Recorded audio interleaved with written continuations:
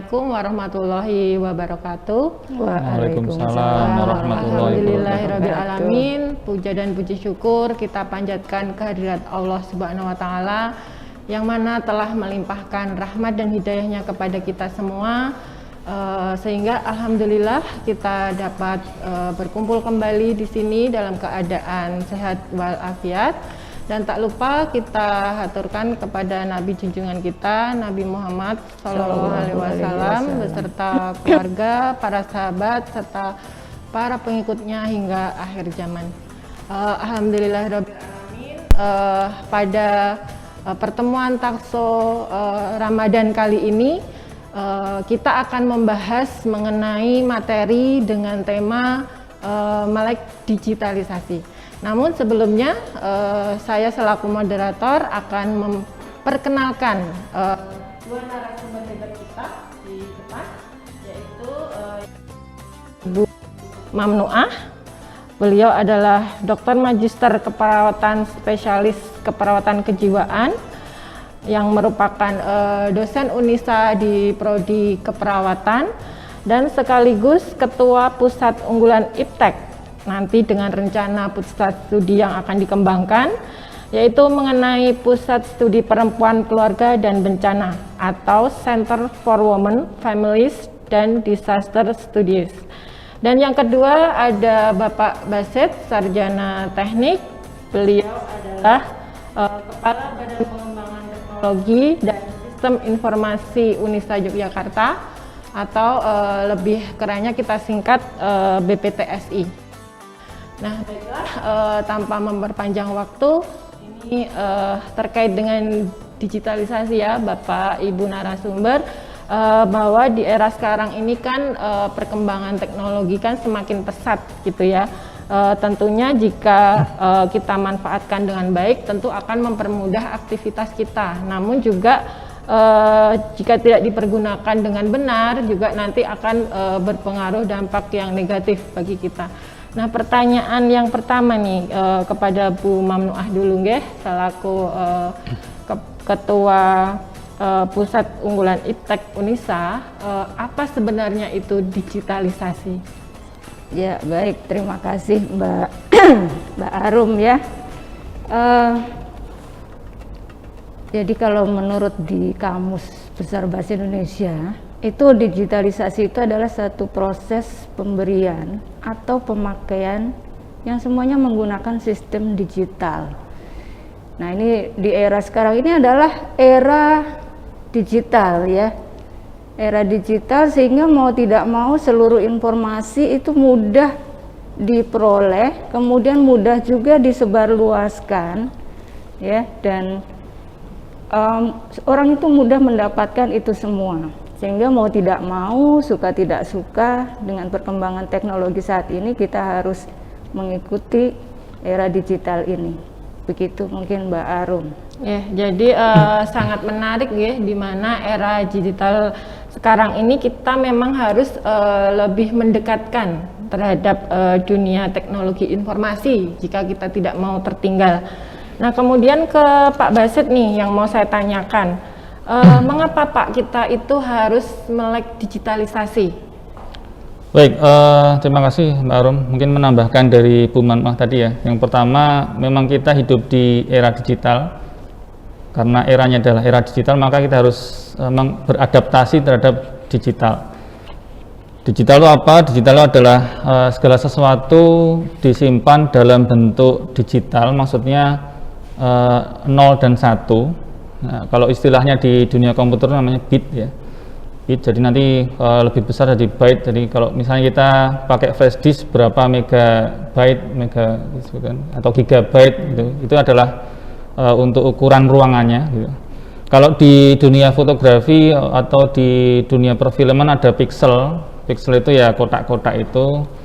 Kalau mungkin Bu Nuah tahu dulu ada kristik tahu ya yang modelnya kayak streaming terus ada wall-nya itu, atau mungkin kalau kita lihat lantai itu kotak-kotak itu namanya pixel ya, pixel. Jadi itu adalah digital ya, sehingga dengan itu nanti akan benar tadi mudah untuk ditransfer karena itu dalam bentuk digital nanti akan mudah ditransfer, baik nanti melalui sinyal listrik maupun sinyal audio atau mungkin sinyal elektromagnet dan seterusnya. Di era digital ini kita mengapa harus melek ya? Karena yang pertama, dengan perkembangan zaman ada gawai ini. Gawai kalau istilah Inggrisnya itu smartphone ya, smartphone, handphone dan seterusnya, itu segala sesuatu semakin private. Jadi bank itu ada di gawai, kemudian sekolahan atau universitas ada di gawai. Kita nggak perlu kemana-mana untuk belajar, hanya lihat gawai saja. Jadi segala sesuatu memang ada di gawai itu, jadi semakin private. Kalau kehilangan gawai itu rasanya gimana, atau misalnya gawainya ketinggalan tuh kehilangan segalanya. Kayak kehilangan segalanya. Mungkin nanti bisa dibahas lebih lanjut. Kemudian ada juga dengan era digital ini pembayaran lebih mudah ya. Kita bisa transfer, kemudian ada QRIS, QRIS, kemudian ada PayPay, itu ada Pay banyak itu, sehingga segala sesuatu lebih mudah dibayar gitu kan. Dengan mungkin beberapa tahun lagi kita akan sangat jarang menemui uang dalam bentuk kertas ya. Apalagi misalnya masuk tol itu harus pakai e-tol, itu juga bisa pakai seperti itu. Jadi tidak lagi menggunakan operator, mungkin operatornya 1-2, mungkin hanya untuk isi saldo saja. Kemudian di era komunikasi kita punya WhatsApp, kita punya YouTube dan seterusnya, itu kan akan mendekatkan yang dulunya jauh. Tapi kayaknya kok dan menjauhkan yang dekat. Betul. Kita di warung malah lihat HP nggak ngobrol gitu ya, aneh juga ya. Kemudian untuk di sisi pembelajaran, kita dengan adanya digital ini akan lebih mudah untuk melakukan simulasi ya. Yang dulunya mungkin butuh biaya besar untuk melakukan sesuatu, sekarang dengan adanya simulasi akan lebih mudah. Jadi untuk digital ini tidak lepas dari peran komputer, penemuan komputer ya. Karena dengan komputer ini komputasi lebih cepat, kemudian transfernya juga lebih cepat ya. Mungkin baru berapa detik yang lalu dari keuangan transfer, berapa detik kemudian udah nongol saldonya begitu. Dan media simpannya juga semakin besar. Intinya adalah dengan digital ini lebih memudahkan hidup manusia. Jadi mengapa kita harus melek digital, supaya hidup kita lebih mudah. Sama seperti kalau misalnya di era batu ya, masih di era batu ya harus terbiasa dengan batu. Sekarang era digital harus terbiasa dengan digital. Mungkin kurang lebih seperti itu, Mbak Rum. Ya, terima kasih Pak Basit. Jadi memang dengan digitalisasi ini sepertinya akan memberikan kemudahan-kemudahan dalam kehidupan kita sehari-hari. Nah, sekarang yang ingin saya tanyakan kepada Bu Mamnuah selaku dosen di Unisa ya Bu ya, untuk digitalisasi ini terkait dengan pembelajaran di Unisa sendiri, terus pun Bu, tanggapan Ibu? Ya, bagaimana pembelajaran di era digital ya di kita mungkin sendiri manfaatnya. Ya. Jadi yang pertama jelas itu sangat memudahkan dalam proses KBM ya. Jadi sekarang itu tidak ada jarak mau kuliah dari mana, ya itu mudah sekali itu dengan adanya online seperti ini. Nah itu kemudian yang lain bahwa kita itu informasi itu akan mudah sekali didapatkan dalam proses KBM ini kan sangat penting ya ketika mencari jurnal. Iya, betul. Ya. Kalau dulu zaman saya jadul ya, saya itu kan angkatan jadul. Jadi kalau mencari sumber untuk skripsi karya tulis akhir itu harus ke perpus ya. Yang bukunya sudah ya berdebu begitu ya. Sudah tua-tua begitu. Ya. Atau kalau tidak ke toko buku kalau ingin lihat yang baru, tapi tidak untuk membeli karena nggak punya uangnya. Jadi kita cukup bawa kertas dan ballpoint, kita baca, kita salin paragraf yang ada di buku itu. Nah nanti kalau ada pelayannya lewat ya di pura-pura baca lagi gitu ya. Itu zaman kami dulu ya. Kalau sekarang mahasiswa sangat mudah sekali dengan adanya era digital ini. Mau searching jurnal yang gratis juga ada, yang bayar juga ada, tinggal pilih, tinggal klik ya Pak Basit ya, Ya, baik betul. klik-klik kalau Ya, Pak Basit itu sudah langsung muncul gitu ya.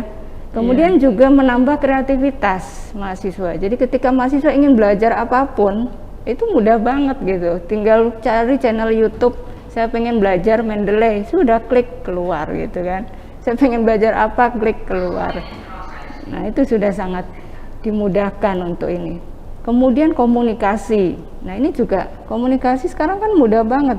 Sampai kadang-kadang Dengan WhatsApp gitu ya Bu ya antara mahasiswa dan dosen ini seperti nggak ada batas gitu ya. Tengah malam juga bisa Iya, itu kirim WA, dan saya pun kadang menjawab malam-malam mau tidur. Nek ora dijawab piye gitu ya, nek dijawab terus nanti saya nggak tidur-tidur. Ya, jadi memang ini sangat mudah, sangat memudahkan dalam proses pembelajaran. Begitu. Iya. Tentunya apalagi sekarang sebenarnya ini hikmah dari adanya COVID-19 itu tadi ya, sehingga mau tidak mau kita harus online gitu, sehingga bagaimana di Unisa sendiri itu kita sebenarnya juga sudah mengembangkan terkait dengan pembelajaran online ini bahkan jauh sudah sebelum pandemi begitu. Jadi ketika kita ada pandemi, kita alhamdulillah sudah siap sehingga tidak apa ya istilahnya tidak kaget. Tidak kaget, ya tidak kaget karena di Unisa sendiri alhamdulillah untuk proses pembelajarannya juga kita sudah menyiapkan e-learning dari dulu, kemudian kita juga untuk terkait presensi mahasiswa kita juga sudah menggunakan QR code, jadi kita tidak perlu menggunakan presensi manual seperti itu. Jadi alhamdulillah semakin dipermudah begitu ya. Ya. Baik, dan juga terkait ini Bu Mamnuah, karena kita mungkin online ini jadi kita keseringan menggunakan smartphone itu tadi ya, atau handphone atau nah itu sebenarnya memberikan dampak tidak bagi para penggunanya. Mungkin kalau seperti anak saya gitu ya Bu ya, karena keseringan menggunakan handphone akhirnya buka YouTube, buka game dan sebagainya, itu tuh dampaknya terhadap penggunanya itu seperti apa, baik itu mungkin dampak dari skis maupun dari non skis, mungkin bisa dijelaskan. Ya, memang satu sisi digital ini banyak tadi manfaatnya. Tapi dari sisi yang lain kalau kita tidak pandai-pandai, tidak bijaksana menggunakannya, nah itu memberikan dampak yang negatif. Nah ini yang harus dilihat bersama, dan itu bisa dilihat dari aspek fisik misalnya. Jelas ketika kita berinteraksi terus dengan smartphone kita ya, itu yang paling utama terganggu mesti yang pertama penglihatan ya, mata kita ini. Padahal mata kita ini kan ya kalau enggak dikasih itu ya luar biasa ya. Nah, karena kebiasaan kita dengan jarak yang dekat ya kan, kadang-kadang gitu ya, mau tidur kita kan pakai bangun tidur mau tidur yang dipegang HP ya, cek handphone ya Bu ya yang pertama. Nah itu pastilah mata kita itu akan terpengaruh ya, penglihatan kita akan terpengaruh. Itu dari aspek fisik yang pertama, penglihatan ya, belum lagi sinar dari layar HP ya, dari layar laptop dan sebagainya. Kemudian yang kedua adalah dari aspek masih dari fisik ya, itu ke arah kebutuhan tubuh ya, pencernaan. Kadang kan kita lupa makan, jadi lupa makan, ya keasikan. Malah ada juga yang ngemil terus, malah tambah berat badan. Itu juga ada ya Bu ya. Nah ini juga tidak seimbang juga ya, seperti itu. Mungkin lupa juga nahan PAK, buang air kecil, ya BAB juga itu terjadi seperti itu. Dan ini mempengaruhi kebutuhan eliminasi kita ya. Padahal harusnya kan itu juga teratur begitu. Kemudian dari aspek tidur, nah ini juga mempengaruhi ya dari segi fisik yang ke arah tidur ini. Ya, itu banyak akhirnya kita lupa tidur karena keasikan melihat HP ya, membalas atau membaca. Kan banyak sekali menu di handphone itu, kalau kita tidak membatasi sendiri, wah sudah itu bisa sampai pagi melek dengan HP itu juga terjadi, ya seperti itu. Jadi fisik kita mungkin bisa lelah gitu ya Bu ya? Iya, akhirnya kurang tidur, kualitas tidur terganggu, akhirnya ke arah kinerja kan. Kalau dia pelajar ya pagi mungkin jadi ngantuan, kalau pekerja karyawan ya sama ya. Akhirnya itu akan mempengaruhi konsentrasi juga nanti dalam bekerja, dalam belajar. Itu dari aspek fisik. Kemudian karena ini dampaknya ini banyak ya, mempengaruhi semua biopsikososial, spiritual, ekonomi itu ada semua itu. Ya ekonomi juga iya. Bagaimana penggunaan digital ini banyak ya, membutuhkan dana yang tidak sedikit untuk kuota, apalagi kalau sudah sampai kecanduan game, itu lebih banyak lagi itu uang yang harus dikeluarkan. Bisa ludes ya Bu. Betul ya itu. Kemudian dari aspek spiritual ini juga terjadi ya, bagaimana anak-anak kita kemudian lupa beribadah. Lupa beribadah, ya karena sholat gitu. Iya, akhirnya kan ditunda-tunda karena nanggung gitu ya. Apalagi kalau sudah kecanduan game itu sudah nggak bisa, nanti kalau saya berhenti kalah gitu. Mati ya. Mati ya Pak ya. Wah ini ya, dan di tempat-tempat warnet itu juga kan nggak jarang juga disediakan tempat sholat mengingatkan, nggak ada gitu kan. Betul. Nah ini seperti itu ya, itu dari spiritual. Kemudian dari sosial, akhirnya mereka asik di kamar dengan dunianya gitu sendiri ya, asik dengan HP-nya, dengan laptopnya, ya nggak kenal dengan ada saudara datang juga salaman sebentar masuk lagi. Akhirnya ini interaksi sosial ini kurang ya Bu ya jadinya. Ya itu ya. Kemudian dari aspek psikologis ya jelas lebih terkenal lagi karena dia asik dengan tadi ya dunia digitalnya tadi, dan itu juga banyak kan kasus-kasus yang mempengaruhi terjadinya stres, depresi ya pada anak-anak. Apalagi kalau kemudian yang ditonton tadi hal-hal yang kekerasan, hal-hal yang sifatnya di situ ada bully dan sebagainya, membuat dia juga ada masalah seperti itu. Itu dari apalagi ya, saya kira itu ya. Jadi memang banyak sekali dampak yang ditimbulkan ya Bu ya. Kemudian ini Bu, kita bagaimana cara kita mengantisipasi terhadap dampak tersebut, peran kita mungkin saya mungkin selaku orang tua itu terhadap dampak itu seperti apa Ibu untuk mengantisipasinya? Ya ternyata saya itu membaca itu yang tulisannya Ki Hajar Dewantara ya, bahwa kita semua itu adalah guru dan rumah itu adalah sekolah. Dan ini hari ini saat ini terjadi betul gitu ya, bahwa kita semua ini menjadi guru kan di rumah dengan online ya. Iya, karena pandemi ini ya Bu ya. Akhirnya rumah kita itu jadi sekolahan gitu ya. Kita jadi ngajarin ngaji, ngajarin segala, jadi guru, jadi ustadz, jadi ustadzah di rumah. Nah itu betul. Kemudian bagaimana peran kita dengan arus digital yang memang tidak bisa dibendung, ya nggak bisa kita kemudian, saya nggak usah punya HP aja, nggak bisa juga kan. Saya nggak punya WhatsApp aja, saya nggak usah punya Facebook, ya nggak punya Instagram. Nah itu nggak bisa kita seperti itu, karena kita hidup dalam era digital, ya mau tidak mau kita harus ikut di dalamnya. Dan sekarang bagaimana caranya kita bisa adaptasi di situ?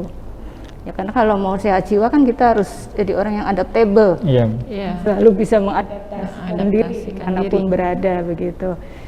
Nah ini yang pertama kalau kita jadi orang tua, ya satu, yang jelas orang tua ini harus mau belajar. Ya mau nggak mau, memang harus belajar tentang digitalisasi ini.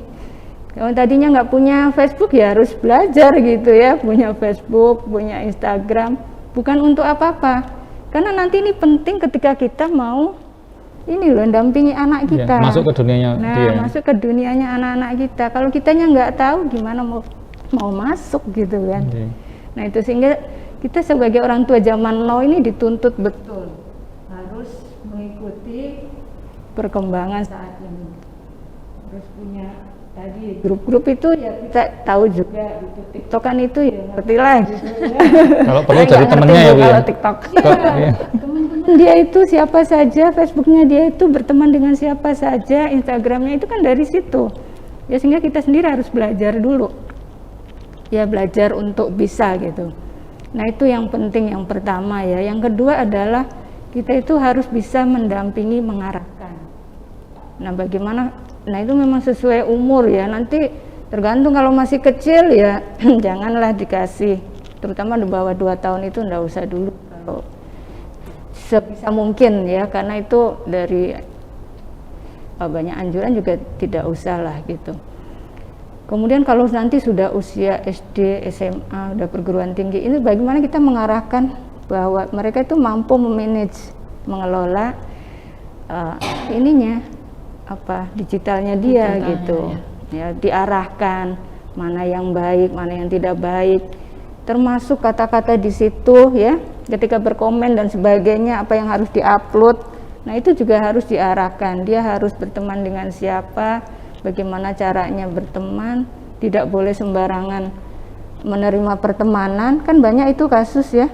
Ada yang ketemu di Facebook, janjian, terus akhirnya dibunuh, itu kan ada itu, diperkosa. Nah, hal-hal seperti ini ya, itu kan sangat membahayakan ya, sehingga kita tadi masuk ke anak-anak kita dengan mengarahkan tadi itu gitu ya, mengarahkan apa yang boleh, apa yang tidak boleh dilakukan dalam bermedia sosial itu ya. Ketika kita asik, ada ya, kita itu asik mencari informasi, tiba-tiba ada hal yang menarik, nah lalu ikutin ya, terus lupa kembali. Nah itu ya. Baik, terima kasih Bu Mamnuah. Kemudian ini terkait dengan tadi ya, mengenai di dunia serba digital tadi yang seperti penipuan di media sosial, ada hackers dan sebagainya. Bagaimana cara kita mengantisipasi terhadap data kita? Gitu Pak Basit, bagaimana? Ya, kalau di Islam sendiri ada konsep ikhtiar, doa, dan tawakal. Ikhtiarnya yang pertama adalah seperti kayak pepatah orang Jawa ya. Jadi wongnya aja gumunan, ya, aja kagetan, dan aja tume. Jadi orang itu jangan mudah terkesima dengan segala sesuatu, jangan mudah kaget ya. Karena sebagian, mungkin nggak tahu ya apakah sebagian besar atau sebagian kecil, sebagian dari kejahatan itu adalah social engineering. Jadi memanfaatkan perilaku kita dalam kehidupan sehari-hari. Di antaranya juga penipuan juga seperti itu. Jadi model-modelnya konsepnya seperti itu. Kalau dulu ya sampai sekarang juga ada orang telepon kemudian sampai dikirim ke ATM sampai nulis pinnya sendiri kan itu luar biasa itu. Yang kedua untuk keamanan ini sekarang juga untuk digitalisasi juga ada jaminan keamanan baik dari regulator maupun dari lembaga penjamin. Regulator itu misalnya pemerintah atau misalnya perkumpulan digital itu. Kemudian lembaga penjamin misalnya untuk keuangan ada lembaga penjamin simpanan LPS. Kemudian untuk digital ada misalnya ada lembaga penjamin untuk SSL dan seterusnya, itu ada lembaga seperti itu. Sehingga ketika kita menggunakan sesuatu yang digital itu pastikan bahwa aplikasi itu terjamin. Kalau misalnya bank atau apa itu ya dijamin LPS, kemudian sudah masuk BI dan seterusnya, itu harus kita cek dulu. Kemudian yang berikutnya untuk digital ini semakin tidak jelas itu semakin aman. Oh gitu ya Pak? Iya, semakin tidak jelas. Kalau ibaratnya dienkripsi lah, dienkripsi. Jadi itu mungkin itu teknis ya masalah. Kemudian yang berikutnya itu semakin mudah itu malah semakin rentan ya. Karena semakin mudah itu nanti akan semakin mudah diremove terusnya. Tapi tidak usah khawatir, tentu saja pengembang aplikasi sudah memikirkan keamanannya. Kemudian ada fasilitas two-way verification atau verifikasi 2 langkah. Kalau misalnya Bapak Ibu sekalian punya Facebook atau Instagram atau WA atau YouTube atau apa ada fasilitas two-way verification itu mohon diaktifkan. Jadi nanti selain masuk menggunakan username dan password, nanti juga bisa ada verifikasi lewat SMS atau lewat WA atau memasukkan apa dan seterusnya, itu ada. Jadi pengamanannya bertingkat. Kemudian yang tips yang berikutnya adalah password yang berbeda-beda, terutama e-banking dan yang lainnya. Nah, tapi itu kadang kalau password berbeda kita susah menghafal ya. Juga ya Pak ya. Paling enggak itu password e-banking dan PIN ATM itu berbeda dengan password dan PIN yang lainnya. Jadi kalaupun yang lainnya bobol, e-banking kita aman, uang kita aman gitu ya. Kemudian yang berikutnya tentu saja ikhtiar itu dibarengi dengan doa dan tawakal. Bahkan Nabi pun ketika beliau masih sugeng ya, masih hidup itu, ketika diserang oleh pasukan sekutu yang rame-rame ngeroyok Madinah itu, Nabi SAW tidak berdoa ya Allah semoga paritnya jadi, kemudian Nabi ongkang-ongkang kan enggak. Nah, sehingga tadi yang ikhtiar yang pertama, yang kedua tentu saja juga berdoa karena Nabi juga berikhtiar dan berdoa. Yang terakhir adalah tawakal, karena Allah itu yang maha membolak-balikkan hati ya. Jadi itu. Kemudian yang kedua, Allah juga bisa memberi cobaan. Jadi seaman apapun kita, kalau Allah sudah memberi cobaan ya bobol juga. Begitu. Kemudian tidak ada yang 100% aman di dunia. Yang aman tuh di mana? Aman itu ketika sudah sampai di surga itu baru aman. Setuju. Iya. Masih dalam kubur itu belum aman, di sidang akhirat belum aman gitu. Jadi kurang lebih seperti itu Mbak Rum. Baik Pak, mungkin terakhir ya, tapi singkat gitu ya Pak ya, mengingat waktu. Supaya kita lebih memanfaatkan perangkat digital itu, supaya kita lebih produktif itu bagaimana Pak? Termasuk tadi yang media sosial tadi. Baik,